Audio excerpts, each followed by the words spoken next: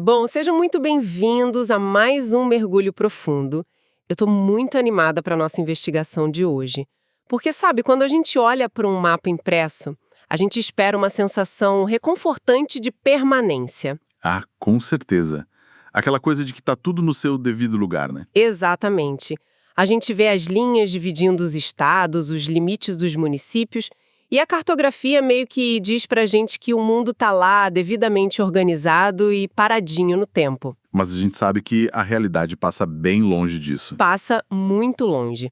E a nossa missão hoje, guiada por uma série de manifestos, relatos diretos e mapas que foram elaborados pelos próprios povos indígenas do Ceará, especificamente os povos Tabajara de Poranga e Anassé, é desconstruir totalmente essa ilusão. É uma missão e tanto, porque esses materiais, olha, eles são uma verdadeira aula magna. Sim, vamos destrinchar essa história e entender a fundo como essas comunidades conectam a luta ancestral pela terra com desafios super modernos, desde um modelo totalmente diferente de preservação ambiental até uma crítica assim, bem pesada à estrutura isolada das nossas universidades tradicionais.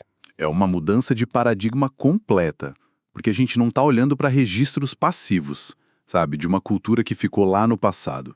Não mesmo. São cartilhas muito vivas de sobrevivência e de política atual. Esses documentos exigem que a gente repense conceitos profundos sobre resistência, sobre como o poder se organiza, né? E, principalmente, sobre o que realmente significa essa reciprocidade com o meio ambiente. E para entender como essa reciprocidade funciona na prática, a gente precisa, bom, primeiro olhar para o palco onde tudo isso acontece, que é a geografia. O mapa físico da coisa toda. Isso. Observando o mapeamento territorial desses documentos, a gente está falando de áreas espalhadas por municípios como Crateús, Poranga, Quiterianópolis, Monsenhor Tabosa, Boa Viagem, Tamboril e Catunda. É uma área bem extensa e fragmentada. Muito. E em outro núcleo demográfico do estado, a gente tem Caucaia e São Gonçalo do Amarante. E, sabe, não são só nomes num pedaço de papel. São epicentros de uma tensão existencial que não para nunca. Pois é. Essa extensão territorial carrega um histórico de expropriação que basicamente dita o tom da existência atual deles. Quando a gente examina aquelas sobreposições de ocupação nessas áreas, fica muito evidente que as disputas que estão documentadas ali... Não são só briguinhas de advogado, né? Exato, não são meros desacordos jurídicos, são confrontos diretos entre dois sistemas operacionais, digamos assim, completamente incompatíveis de como enxergar o espaço físico. E o povo Tabajara de Poranga, que se divide ali principalmente nas aldeias de Umburana e Cajueiro, nossa, eles vivem o ápice desse confronto. O relato deles é marcado por uma compressão territorial que é brutal. Uma asfixia mesmo. É a palavra certa, asfixia. Eles contam que, lá nas décadas de 80 e 90, eles ainda conseguiam manter roçados comunitários expressivos, as matas eram razoavelmente preservadas, tipo, havia espaço, sabe? E hoje a realidade é outra. Hoje a realidade é um estrangulamento total. As terras ancestrais foram invadidas por poceiros e a comunidade enfrenta, assim, um cotidiano de ameaças físicas. Caramba. Sim, restrições graves de locomoção e uma espera que parece infinita por aquela burocracia estatal para a demarcação dessas áreas. É interessante você mencionar essa cronologia, contrastando os anos 80 e 90 com o presente. Isso é um dado muito revelador, porque muita gente, assume que os direitos territoriais indígenas seguem uma linha reta de progresso com o passar do tempo. Ah, aquela ilusão de que as coisas só melhoram. Pois é. Mas na prática, a invasão por poceiros nessas áreas gerou uma regressão aguda. A perda do espaço físico impede aquele ciclo comunitário de subsistência e acaba esmagando o modo de vida. E tentando traduzir esse impacto para a nossa vivência ocidental, para quem nos ouve conseguir visualizar, é tentador a gente pensar numa analogia simples. Tipo, uma família que teve a própria casa invadida por estranhos. Uma invasão domiciliar. Isso. E aí a família é forçada a viver espremida no corredor da própria casa, aguardando a justiça devolver os quartos e a sala que sempre foram deles. É uma boa imagem para começar a entender. Mas lendo os manifestos mais a fundo, eu percebo que essa analogia meio que falha, sabe? Porque a casa, pra gente, é um bem imóvel. A terra, para esses povos originários do Ceará, Não é uma propriedade. Não é um título do cartório. De jeito nenhum. Talvez a analogia exata seja a biologia de um corpo vivo. É como se um órgão vital tivesse sendo esmagado de fora para dentro. É tipo como se estivessem cortando aos poucos a circulação de oxigênio de um pulmão. O próprio documento do povo tabajara afirma isso com todas as letras. Abre aspas. Índio sem terra é índio sem vida. Uau! Essa substituição do bem imóvel pelo organismo biológico acho que captura perfeitamente a cosmovisão expressa nos textos. Bate fundo, né? Muito. A exigência de demarcação ali não orbita o mercado especulativo. Não é sobre o valor do metro quadrado ou a posse naquele sentido capitalista. O território é o pré-requisito orgânico de existência. Sem o solo sob os pés, a estrutura social desaba. A cultura perde o palco onde ela é transmitida. A espiritualidade perde o centro de gravidade, né? Exatamente. A Terra é o continente que abriga o conteúdo da vida para eles. E se a Terra é a própria vida pulsante, como é que fica a relação do dia a dia com ela nesses espaços tão estrangulados? É aqui que o foco da nossa análise passa para o povo Anassé. A parte da aldeia Japoara, que é fascinante. Sim, especificamente da aldeia Japoara. Eles trazem uma perspectiva sobre as chamadas retomadas de terra que me deixou, olha, muito surpresa. Quebra bastante a nossa expectativa, né? Demais, porque no mundo que funciona pela lógica do mercado, a reocupação de uma área é sempre voltada para a produtividade imediata. A gente retoma espaço para plantar soja, para levantar prédio, extrair minério, enfim, gerar lucro. O foco é sempre o que dá para tirar dali. Mas o relato Anassé explica que muitas dessas retomadas acontecem com um propósito totalmente oposto. Eles retomam um pedaço de terra pura e simplesmente para deixar ele quieto. Nossa. A intenção é que a terra, que já está tão esgotada por tanta exploração de fora, possa respirar, possa encontrar um pouco de paz. O princípio da reciprocidade se manifesta da forma mais radical aí, né? Porque o sistema econômico que a gente vive opera numa matriz de exaustão constante. A gente só tira, tira e tira. Exato. A única pergunta que a gente faz para a Terra é o que podemos extrair daqui hoje? E os Anassé, eles invertem essa equação. O solo é tratado quase como se fosse, sabe, um ente familiar idoso que sofreu muito desgaste e precisa de reabilitação urgente. Nossa, que imagem forte! Um familiar em recuperação. É bem por aí. O conceito de bem viver que eles defendem no documento exige uma obrigação humana muito ativa. Uma obrigação de cuidar das águas, zelar pelas matas, não tocar nos animais silvestres. E não é por ativismo ecológico moderno, sabe? É como retribuição, né? Exato. É pura retribuição. A Terra nos alimentou lá no passado, agora a gente alimenta a Terra com descanso. E essa relação de cuidado, ela ultrapassa a ecologia científica que a gente está acostumada e mergulha fundo numa dimensão mística. Eles descrevem a natureza se comunicando o tempo todo e de uma forma superativa. Não é um cenário mudo. Longe disso, os relatos apontam que as folhas e as árvores falam por si só. É preciso parar, literalmente parar, para dar ouvidos ao som da mata e aos animais. Isso é estrutural para eles. Sim, tá tão enraizado que molda os rituais, influencia aquelas brincadeiras de criança no dia a dia e aparece traduzido até visualmente. Tem o grafismo tradicional Anassé que acompanha toda a documentação. Aqueles grafismos são incríveis. São lindos. E nesse cenário, onde o ambiente inteiro emite mensagens vitais o tempo todo, quem atua como uma espécie de tradutor principal dessa linguagem sutil são os anciãos, os líderes da comunidade que eles chamam de troncos velhos. Eu adoro essa metáfora. A figura do tronco velho elucida muito bem o papel do ancião ali. É uma conexão muito forte, né? Sim, porque o tronco é aquele canal estrutural que conecta a raiz profunda, lá cravada no subsolo da ancestralidade, aos galhos mais novos que ainda estão crescendo. A transferência desse vasto conhecimento sobre o que as folhas dizem ou quando a terra precisa respirar. Não rola numa sala de aula com lousa. De jeito nenhum. O texto menciona que o ensino flui pela oralidade contínua, por repetir as ações rituais diárias e, de forma bem notável, através do olhar. Olha, isso do olhar me chamou muita atenção. Eu fiquei chocada.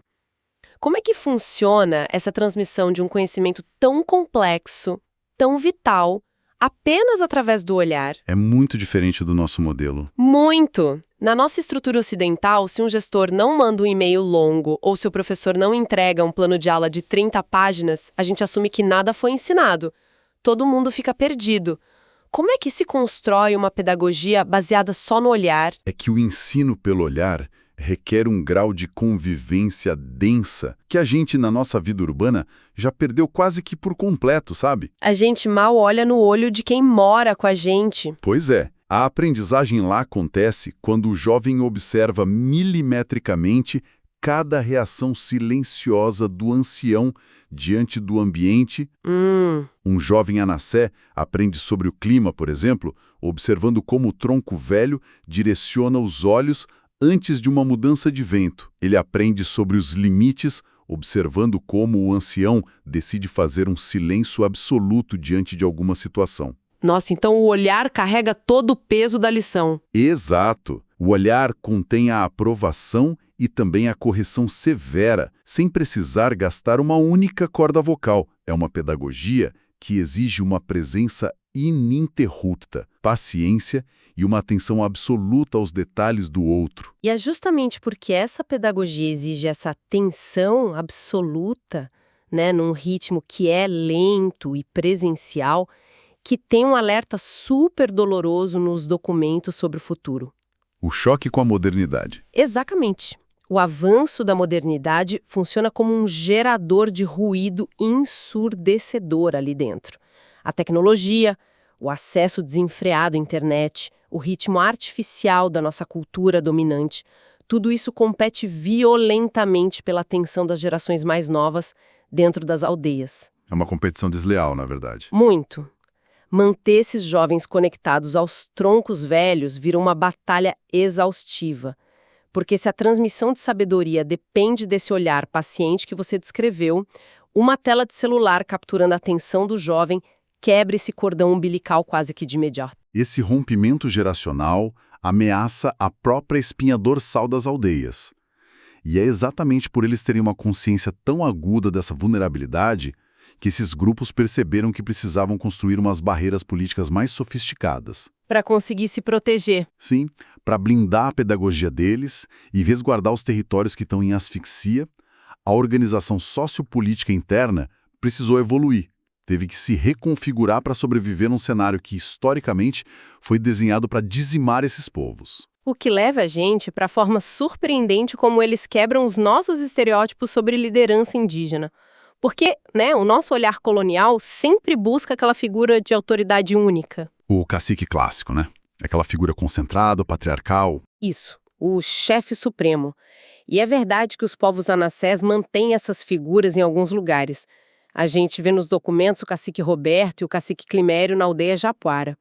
E o cacique Jonas na aldeia Santa Rosa. Mas o caso da aldeia Reserva Indígena Tábua dos Anassés é uma inovação pura. Ali não tem cacique nenhum. Sério, é uma sacada de governança incrível. A remoção intencional de um líder supremo estabelece uma dinâmica colegiada que altera profundamente como as decisões são tomadas. Muda o jogo inteiro. Muda. O modelo que eles instituíram é uma comissão de lideranças constituída por 12 membros. E o aspecto mais desafiador, assim, do ponto de vista do conservadorismo político externo, é a composição dessa comissão. As mulheres assumindo a frente. Exatamente. São 7 mulheres e 5 homens gerindo as diretrizes. E como é que uma comissão com maioria feminina, gerindo a aldeia no dia a dia, difere na prática de ter um único líder apontando a direção? Porque eu imagino que, sem aquele peso da figura verticalizada do cacique, a própria natureza do que é considerado urgente ou estratégico deve mudar bastante. A mudança, na prática, é radical. Em estruturas verticalizadas mais tradicionais, existe uma tendência de priorizar o embate de forças para fora da comunidade. Tipo, brigar com o invasor, essas coisas. Isso. O conflito direto com os invasores, a relação tensa com os políticos da região. Já o modelo colegiado exige uma negociação contínua interna para formar consensos. Requer mais diálogo. Muito mais.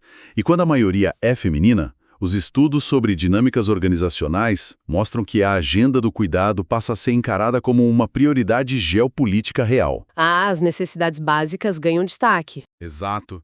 Demandas ligadas à infraestrutura de saúde, garantia de segurança alimentar, o acolhimento psicossocial dos jovens e a alfabetização bilíngue, tudo isso deixa de ser tema secundário e assume o topo do planejamento estratégico da aldeia. Sensacional. Essa engenharia civil e social feita no coletivo destrói por completo aquela narrativa muito atrasada de que os povos originários são fósseis antropológicos, sabe, incapazes de inovar na gestão de crises. Eles conceituam isso no documento como buscar um futuro mais voltado para dentro.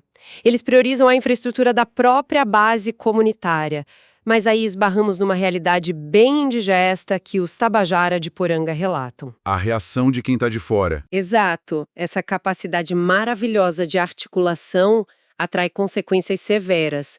Eles fazem um desabafo incômodo, relatando que a sociedade vizinha trata eles com preconceito não porque eles vivem no mato, mas sim exatamente porque eles são organizados politicamente. Incomoda muita gente. A comunidade não indígena ali ao redor se sente ameaçada quando eles lutam por terra e por serviços básicos, usando comitês bem estruturados e exigindo direitos constitucionais de maneira eficiente. A ironia cruel dessa dinâmica é que a burocracia do Estado passa séculos exigindo que as comunidades tradicionais dominem as ferramentas do nosso mundo, né? Integrem-se e organizem-se como nós. É a exigência histórica o tempo todo. Pois é, o Estado exige que eles provem a ancestralidade por documentação oficial, que formem associações, contratem advogados, dialoguem nos termos da lei. Mas quando eles fazem isso... Exatamente. Assim que essas comunidades se apoderam dessas exatas ferramentas, criando essas comissões sofisticadas e pedindo direitos fundamentais em bloco, o Estado e os vizinhos enxergam isso como uma rebelião inaceitável. É muita hipocrisia, né? Demais. O indígena idealizado pelo romantismo ocidental é tutelado, calado, quase folclórico. O indígena articulado, que exige do Estado a desapropriação de terras que foram invadidas, usando a Constituição como base, esse se torna um alvo político a ser abatido. E o grande campo de batalha onde eles decidem desafiar esse sistema de frente, armados com as próprias ferramentas ocidentais, é o ambiente acadêmico tradicional. As universidades. Sim, o ingresso formal no ensino superior. A ocupação das universidades talvez seja a manobra tática de longo prazo mais contundente que a gente vê nesses documentos. O acesso ao ensino superior transcende totalmente aquela ideia de ascensão profissional do indivíduo. Não é só sobre ter um diploma na parede. Longe disso. Funciona como uma apropriação de códigos de defesa e ataque. O universitário indígena é uma extensão diplomática da aldeia. Eles vão para lá para não depender mais de intermediários, sabe? Que muitas vezes são bem intencionados, mas frequentemente os traem em gabinetes fechados lá em Brasília. Eles mesmos assumem o controle da narrativa. Isso.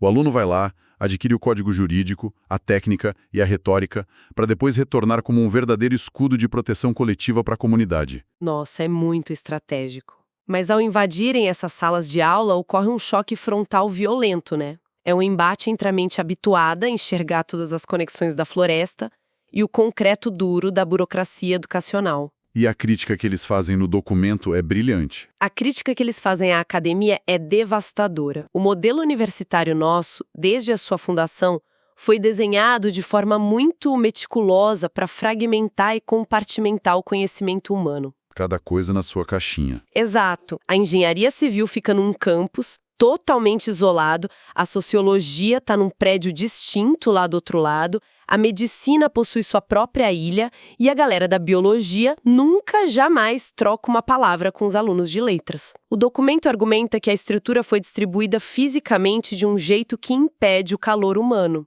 que barra a intersecção de realidades. E, para a visão orgânica desses povos, essa fragmentação não faz o menor sentido. É absurda.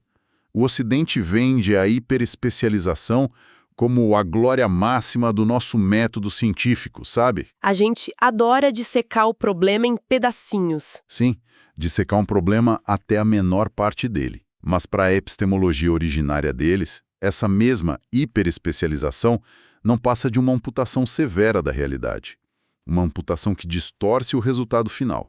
Analisando essa fratura educacional com cuidado, Eu fiquei pensando, o modelo acadêmico funciona essencialmente como aqueles corredores enormes de um supermercado de atacado. Como assim, o supermercado?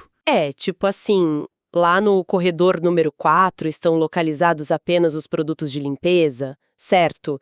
E lá no corredor 7 ficam só os laticínios da refrigeração. Tudo faz parte do mesmo edifício gigantesco, é protegido pelo mesmo telhado, mas uma caixa de sabão em pó jamais vai interagir organicamente com um pacote de manteiga. Ah, faz todo sentido, fica tudo estéreo, né? Exato, o ambiente é estéril, estático. As gavetas de informação são intransponíveis. O estudante indígena, por outro lado, ele chega lá possuindo uma mente formatada como um ecossistema de uma floresta viva. Onde tudo está conectado. Sim, porque num ecossistema real, o ácido presente na raiz de uma árvore altera diretamente a composição mineral do solo. Esse solo vai determinar a tocha de oxigênio do rio que cruza aquele terreno. E esse oxigênio decide quantas aves migratórias vão conseguir se alimentar dos peixes naquele verão. A floresta não tem gavetas. É um tecido vibrante onde arrancar um fio desforma o padrão de toda a tapeçaria. Entende? Nossa, essa distinção entre o isolamento sintético do supermercado e essa conectividade sistêmica da floresta, olha, expõe as falhas críticas do nosso currículo vigente. Expõe demais. Porque, pensa bem, na lógica compartimentada, um departamento inteiro de engenharia dedica 5 anos para desenhar uma usina hidrelétrica primorosa em termos de tração e concreto. Mas eles repassam os efeitos do alagamento de um rio por departamento de biologia lidar, no momento futuro, contando os peixes mortos. O famoso não é problema meu. Isso. Mas para a visão florestal que a gente está discutindo, a barragem de concreto, o fluxo reprodutivo do rio, a sombra da árvore e as famílias humanas que habitam ali, tudo isso opera em regime de simbiose contínua. É cientificamente incorreto e moralmente irresponsável ensinar alguém a modificar a paisagem sem exigir que ele sinta o peso do impacto na totalidade do sistema. E a resposta a esse dilema é o que eu achei mais genial, porque não é a evasão escolar. O manifesto expõe que o universitário indígena não cruza os braços e abandona a graduação por causa disso. Eles não fogem da luta. Jamais. A missão que ele recebe é tracionar essa estrutura pesada da universidade para criar fissuras ali dentro. Eles exigem, como grupo, que a universidade repense os currículos, abra espaços onde as disciplinas dialoguem obrigatoriamente umas com as outras, onde o calor humano permeie essa rigidez científica e onde as conexões orgânicas importam tanto quanto as notas das provas finais. Trata-se de forçar a academia branca a aprender com aqueles que ela achava que estaria apenas doutrinando, né? É uma reintegração de saberes no nível muito profundo. Com certeza. A verdadeira lição presente nessas análises não se restringe só às terras demarcadas ou ao futuro dos estudantes indígenas. Vem com um espelho bem rigoroso para a nossa sociedade. Mostra as nossas próprias falhas, né? Mostra tudo. Numa era que é definida pelo esgotamento mental massivo, pelo confinamento de indivíduos nesses departamentos corporativos onde colegas não se conhecem. Pela ansiedade gerada pelo isolamento digital, a gente nem consegue enxergar o impacto do nosso consumo lá na ponta final da cadeira. A gente está num modo automático e doente. Sim, e essa sabedoria indígena de interdependência absoluta se apresenta como um dos únicos antídotos funcionais. Reconectar essas pontes soltas da nossa própria rotina é quase que a condição principal para estancar o colapso moderno. Para fechar a nossa análise de hoje. A jornada que a gente fez aqui é reveladora. A gente entendeu que o território no Ceará, especialmente sob as lentes dos Tabajaras de Poranga, é literalmente o ar que sustenta o organismo vivo da cultura deles. Um corpo que está sob ataque direto de invasores e do esquecimento jurídico. Aquele pulmão sendo esmagado. Isso. A gente contemplou a necessidade premente da reciprocidade que é exigida pelos troncos velhos a nascer, que recuperam terras esgotadas unicamente para permitir que o solo respire. A gente também compreendeu a força tática monumental, que é quebrar as próprias hierarquias, elegendo comissões igualitárias e femininas para enfrentar desafios inéditos. Mesmo encarando o preconceito de uma sociedade que teme o indígena articulado, né? Exato, indígena que sabe lutar com burocracia.